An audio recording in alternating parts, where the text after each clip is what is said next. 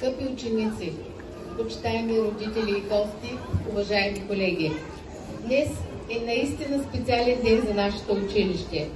Събираме се, за да открием не само новата учебна година, но започваме и нашия 50 годишен юбилей. 50 години от създаването на училище Антон Страшимиров. 5 десетилетия, изпълнени с история, постижения, предизвикателства и успехи. През всичките тези години училището ни се утвърди като място, където знанието и любовта към образованието са в основата на всичко, което правим.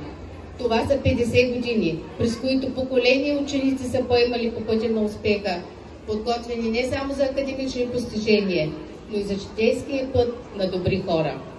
Този юбилей е повод да се гордеем с нашето минало и да благодарим на всички, които са били част от този дълъг и вдъхновяващ път. На всички бивши и настоящи учители, на родителите и най-вече на нашите ученици, които с техния успех са нашето най-голямо признание. Уважаеми ученици, днес започва една нова учебна година. За някои от вас тя е първа, но за други ще бъде последна. Но за всички ще бъде запомняща се. Тази учебна година е не само поредната стъпка във вашето образование, но и възможност да оставите следа в историята на нашето училище, което вече половин век е символ на успех и усърдие.